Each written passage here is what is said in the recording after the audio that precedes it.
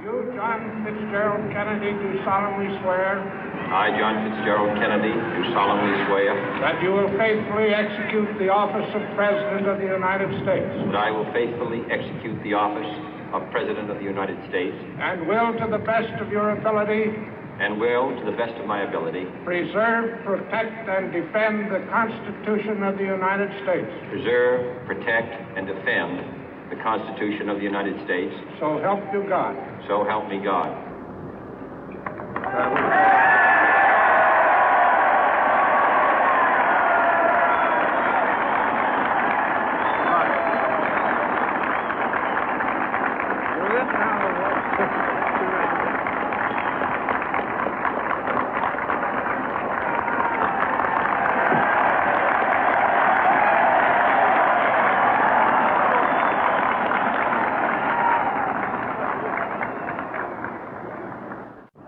Vice President Johnson, Mr. Speaker, Mr. Chief Justice, President Eisenhower, Vice President Nixon, President Truman, Reverend clergy, fellow citizens.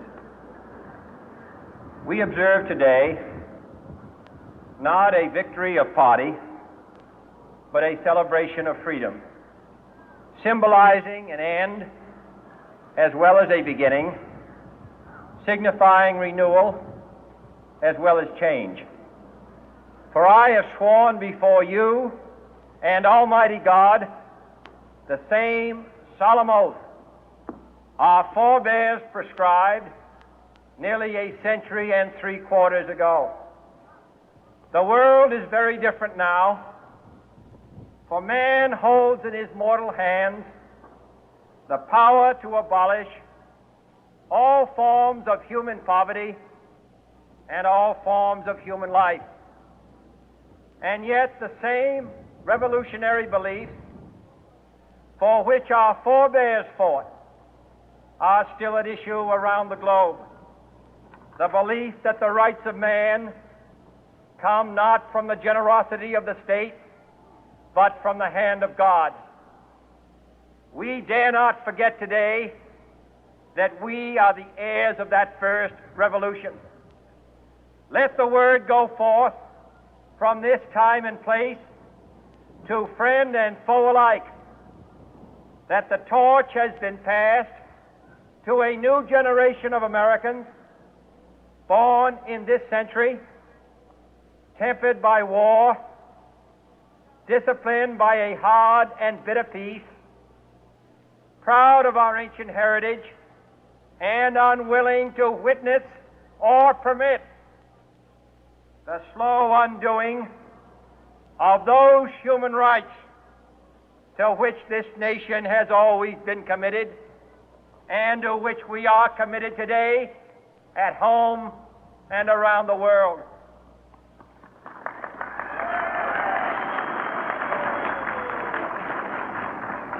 Let every nation know, whether it wishes us well or ill, that we shall pay any price, bear any burden, meet any hardship, support any friend, oppose any foe to assure the survival and the success of liberty.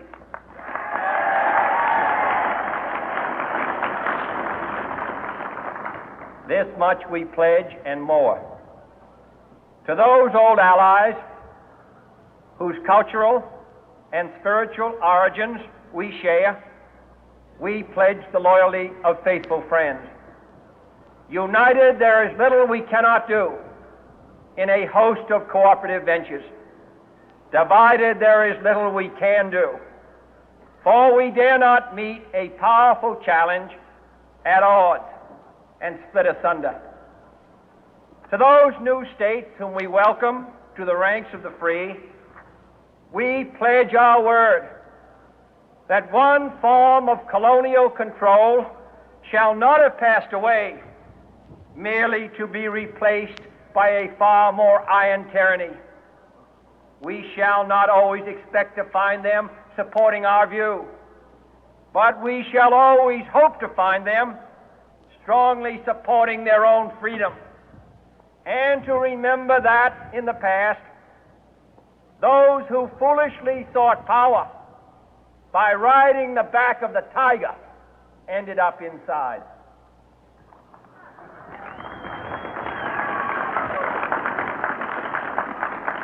To those people in the huts and villages of half the globe struggling to break the bonds of mass misery, we pledge our best efforts to help them help themselves for whatever period is required, not because the communists may be doing it, not because we seek their votes, but because it is right. If a free society cannot help the many who are poor, it cannot save the few who are rich.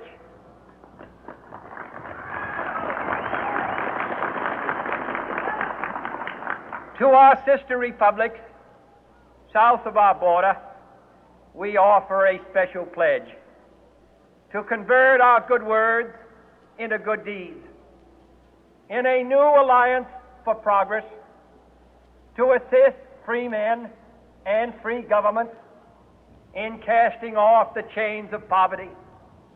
But this peaceful revolution of hope cannot become the prey of hostile powers. Let all our neighbors know that we shall join with them to oppose aggression or subversion anywhere in the Americas. And let every other power know that this hemisphere intends to remain the master of its own house.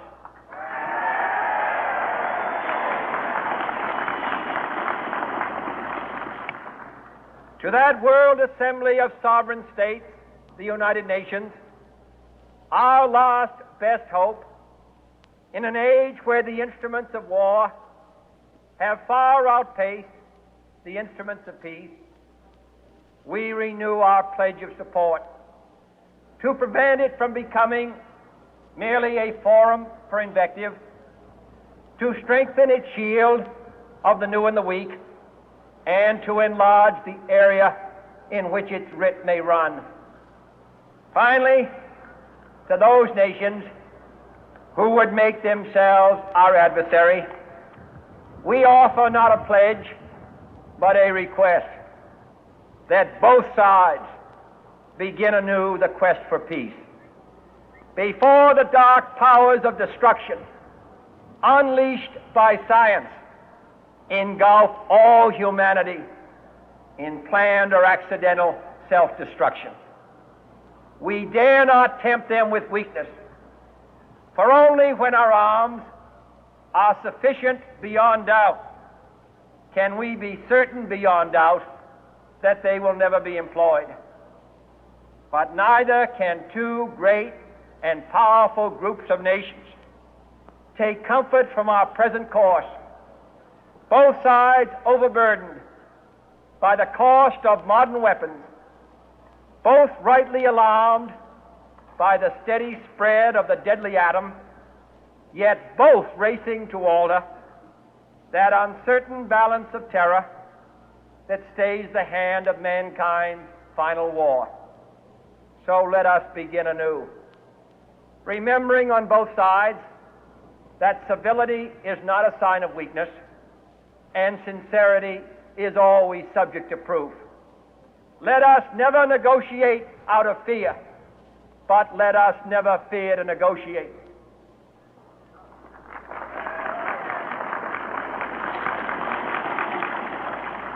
Let both sides explore what problems unite us, instead of belaboring those problems which divide us. Let both sides, for the first time, formulate serious and precise proposals for the inspection and control of arms, and bring the absolute power to destroy other nations under the absolute control of all nations.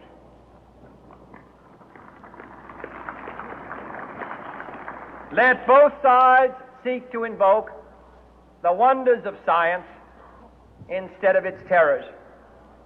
Together, let us explore the stars, conquer the deserts, eradicate disease, tap the ocean depth, and encourage the arts and commerce.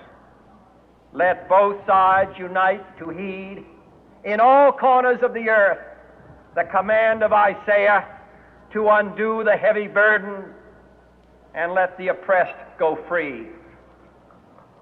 And if a beachhead of cooperation may push back the jungle of suspicion, let both sides join in creating a new endeavor, not a new balance of power, but a new world of law, where the strong are just and the weak secure and the peace preserved.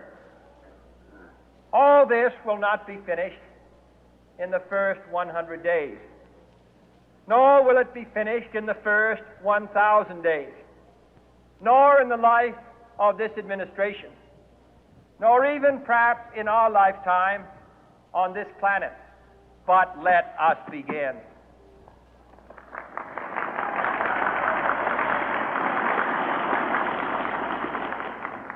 In your hands, my fellow citizens, more than mine, will rest the final success or failure of our course. Since this country was founded, each generation of Americans has been summoned to give testimony to its national loyalty.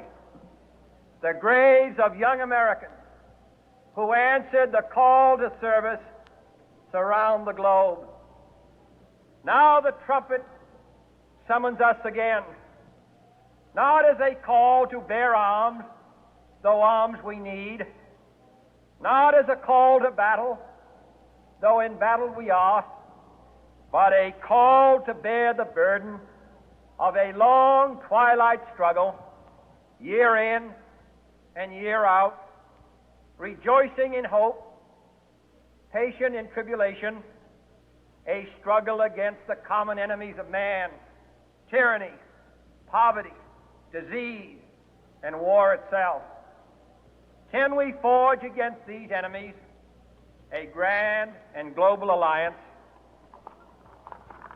north and south, east and west, that can assure a more fruitful life for all mankind? Will you join in that historic effort?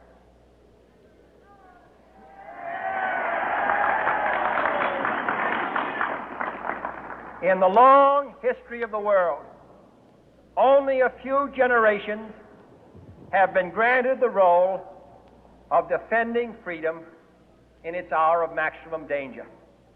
I do not shrink from this responsibility. I welcome it.